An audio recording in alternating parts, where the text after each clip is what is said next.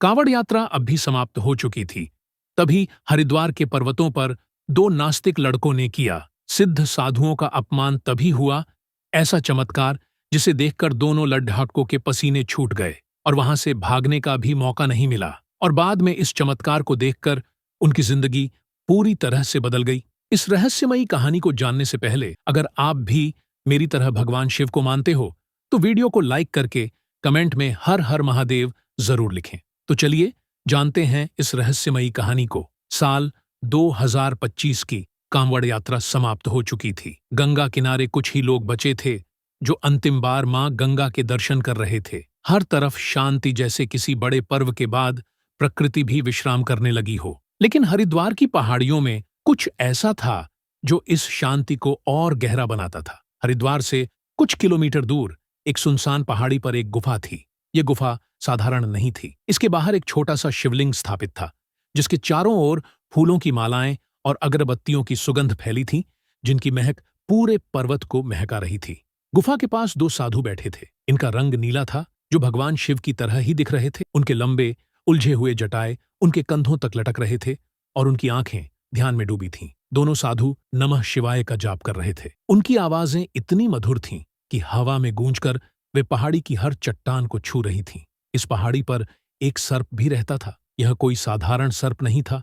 उसकी आंखों में तेज था, शरीर पर हल्की नीली आभा थी। कांवड़ यात्रा के दिनों में वह सर्प रहस्यमय तरीके से गायब हो जाता, लेकिन जैसे ही यात्रा समाप्त होती वह फिर उसी पहाड़ी पर लौट आता। उस सर्प का दोनों साधुओं से गहरा संबंध था, मानो वे तीनों किसी अनकहे रहस्य में बंधे हों। इसी पहाड़ी पर एक दिन दो युवक भटकते हुए आ पहुंचे। ये थे राहुल और विक्रम, दो दोस्त जो हरिद्वार घूमने आए थे। राहुल एक सॉफ्टवेयर इंजीनियर था जो हमेशा तर्क और विज्ञान की बात करता था। उसके लिए धर्म, पूजा और साधु संत सिर्फ ढोंग थे। विक्रम एक फोटोग्राफर था जो हरिद्वार की प्राकृतिक सुंदरता को अपने कैमरे में कैद करना चाहता था, लेकिन वह भी धर्म और आध्यात्मिकता को समय की बर्बादी मानता था। विक्रम ने हंसते हुए कहा, देख राहुल, ये हरिद्वार भी अजीब जगह है। लोग कंधों पर कांवड़ लिए घूमते हैं और इन साधुओं को देखो, दिन रात भगवान का नाम जपते रहते हैं। इनका दिमाग तो नहीं खराब हो गया? राहुल ने हंसकर जवाब दिया, हाँ, ये सब ढोंग है। विज्ञान ने इतनी तरक्की कर ली, फिर भी लोग इन अंधविश्वासों में फंसे हैं। चल उस गुफा के पास चलते हैं, शायद कोई मजेदार फोटो मिल जाए। दोनों हंसते हंसते गुफा की ओर बढ़े। गुफा के बाहर साधु अभी भी ध्यानमग्न थे। उनके सामने शिवलिंग पर ताजे फूल चढ़े थे और अगरबत्ती की सुगंध हवा में फैल रही थी। गुफा के कोने में जो सर्प बैठा था, अब वो धीरे धीरे हिलने लगा। उसकी सुनहरी धारियां हल्की हल्की चमकने लगी थीं। लेकिन राहुल और विक्रम इतने मस्त थे कि उन्होंने इसे नजरअंदाज कर दिया। वो अभी भी साधुओं को देखकर हंस रहे थे। पहले साधु ने धीरे धीरे अपनी आंखें खोलीं। उनकी आंखों में एक गहरी चमक थी जो राहुल और विक्रम को थोड़ा असहज कर गई, लेकिन दोनों ने हंसना जारी रखा। दूसरे साधु ने आगे कहा, तुम्हें लगता है कि यह सब ढोंग है, लेकिन क्या तुमने कभी सोचा कि तुम इस पहाड़ी पर क्यों आए? क्या यह संयोग है या कोई शक्ति तुम्हें यहाँ खींच लाई? यह पहाड़ी साधारण नहीं है। यहाँ भगवान शिव का वास है और जो उनका अपमान करता है उसे उनके क्रोध का सामना करना पड़ता है। राहुल ने तंज कसते हुए कहा, अरे बाबा, ये सब ड्रामे हमें मत सुनाओ। तुम्हारे भगवान शिव कहाँ हैं? दिखाओ हमें। अगर वो इतने शक्तिशाली हैं तो कोई चमत्कार क्यों नहीं करते? विक्रम ने हंसते हुए कहा, हाँ, और वो सर्प, वो भी कोई जादू टोना है क्या? चलो बुलाओ उसे भी देखते हैं। उसी समय गुफा के कोने से एक तेज फुफकार की आवाज आई। राहुल और विक्रम चौंक गए। वह सर्प, जो अब तक शांत था, धीरे धीरे बाहर निकला। उसका शरीर सामान्य से बड़ा लग रहा था और उसकी आंखें लाल हो रही थीं। दोनों युवकों की हंसी अब गायब हो चुकी थी, लेकिन उनका अहंकार अभी भी बरकरार था। अचानक सर्प का शरीर और बड़ा होने लगा। उसकी सुनहरी धारियां चमकने लगीं और उसका आकार इतना विशाल हो गया कि वह गुफा के बाहर की चट्टानों को ढकने लगा। उसकी फुफकार इतनी तेज थी कि पहाड़ी की चट्टानें कांपने लगीं। राहुल और विक्रम डर के मारे पीछे हटने लगे, लेकिन उनके पैर जैसे जम गए हों। अब वो पूरी तरह से डरे हुए थे और ठंड में भी पसीने आ रहे थे। गुफा के सामने स्थापित शिवलिंग से एक तेज रोशनी निकली और उस रोशनी में एक आकृति उभरी। यह भगवान शिव का स्वरूप था, नीलकंठ, जटाधारी, त्रिशूलधारी। उनकी आंखों में क्रोध और करुणा का मिश्रण था। राहुल और विक्रम घुटनों के बल बैठ गए और जोर जोर से रोने लगे। वो बार बार कह रहे थे, हे प्रभु, माफ करो, हम आपकी शक्ति को नहीं समझ पाए। उनके चेहरे पर डर साफ दिख रहा था। सर्प अब और बड़ा हो चुका था और उसने दोनों को घेर लिया।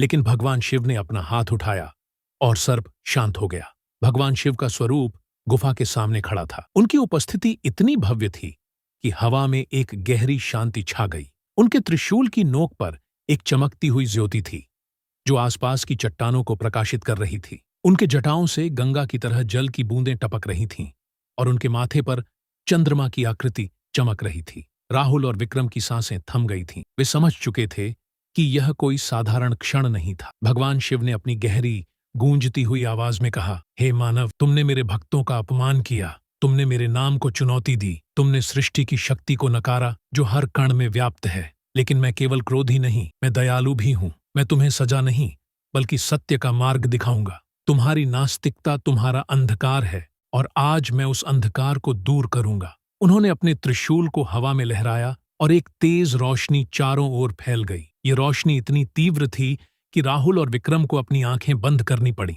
जब उन्होंने आंखें खोलीं तो देखा कि पहाड़ी की चट्टानों से एक झरना फूट पड़ा था। यह झरना साधारण नहीं था। इसका जल सुनहरा था, जैसे सूर्य की किरणें तरल रूप में धरती पर उतर आई हों। इस जल से एक ऐसी सुगंध निकल रही थी जो मन को शांत करने वाली थी।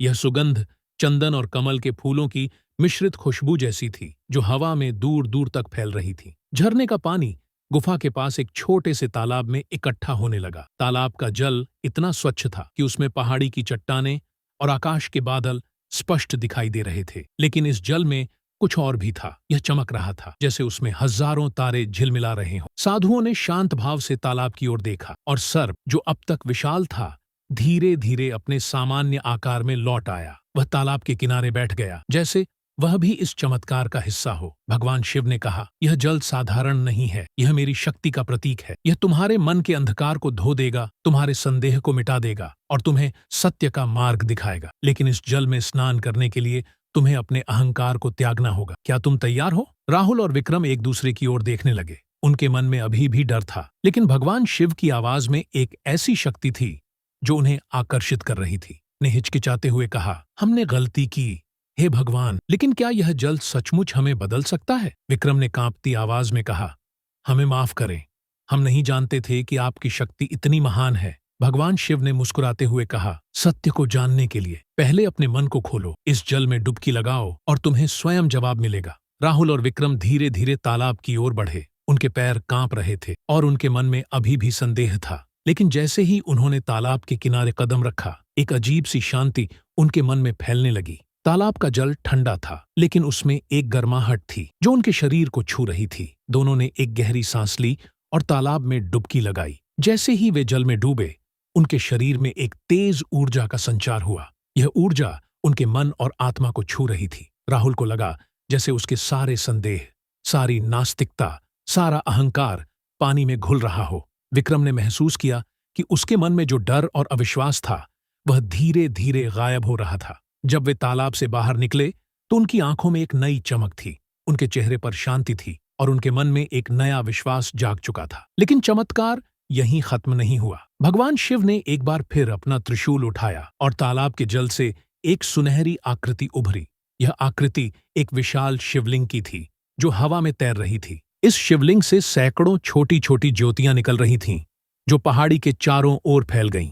ये ज्योतियां पेड़ों, चट्टानों और हवा में नाच रही थीं, जैसे वे भगवान शिव की शक्ति का गान कर रही हों। राहुल और विक्रम यह सब देखकर स्तब्ध रह गए। उन्होंने अपने जीवन में कभी ऐसा कुछ नहीं देखा था। साधुओं ने मुस्कुराते हुए कहा, यह भगवान शिव की लीला है। उनकी शक्ति अनंत है और उनकी कृपा उन पर होती है जो सच्चे मन से उनके पास आते हैं। भगवान शिव ने अंत में कहा, जाओ मेरे बच्चे, इस अनुभव को अपने साथ ले जाओ, लेकिन याद रखो, सत्य को केवल वही जान सकता है जो अपने अहंकार को छोड़ देता है। मेरे भक्तों का सम्मान करो और मेरे नाम को अपने हृदय में रखो। साधुओं ने मुस्कुराते हुए कहा, अब तुम समझ गए हो कि सत्य क्या है। भगवान शिव हर जगह हैं, पहाड़ों में, नदियों में और तुम्हारे मन में। उनकी शक्ति को चुनौती मत दो, बल्कि उनके प्रति श्रद्धा रखो। सर्प अब अपने सामान्य आकार में लौट आया था और शांतिपूर्वक गुफा की ओर लौट गया। बादल छट गए और सूरज की किरणें फिर से पहाड़ी पर फैलने लगीं। राहुल और विक्रम ने साधुओं के चरणों में माथा टेका और माफी मांगी। राहुल ने कहा,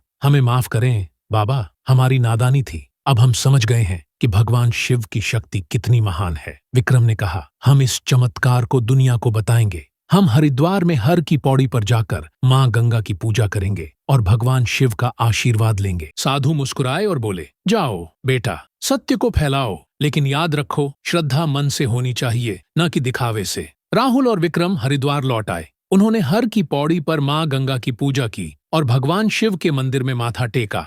दोनों ने अपनी जिंदगी बदल दी। राहुल ने अपनी नौकरी छोड़कर एक सामाजिक कार्यकर्ता के रूप में काम शुरू किया, जिसमें वह लोगों को पर्यावरण संरक्षण और आध्यात्मिकता के प्रति जागरूक करता था। विक्रम ने अपनी फोटोग्राफी के जरिए हरिद्वार की पवित्रता और भगवान शिव की महिमा को दुनिया के सामने लाने का फैसला किया। उस पहाड़ी पर साधु आज भी तपस्या कर रहे हैं। सर्प अभी भी उनके साथ है और वह सुनहरा झरना आज भी बहता है। जो भी सच्चे मन से उस पहाड़ी पर जाता है, उसे भगवान शिव का आशीर्वाद मिलता है। और हर साल जब कांवड़ यात्रा शुरू होती है, वह सर्प गायब हो जाता है, लेकिन यात्रा समाप्त होते ही वह फिर से लौट आता है, जैसे भगवान शिव का एक वफादार सेवक। तो दोस्तों, भगवान शिव इतने दयालु हैं, किसी भी मूर्ख और घमंडी को भी ज्ञानी और सरल बना देते हैं। अगर आप भी भगवान शिव को मानते हैं तो कमेंट बॉक्स में हर हर महादेव जरूर लिखें और ऐसी ही कहानियों के लिए हमारे चैनल को सब्सक्राइब कर लें। धन्यवाद।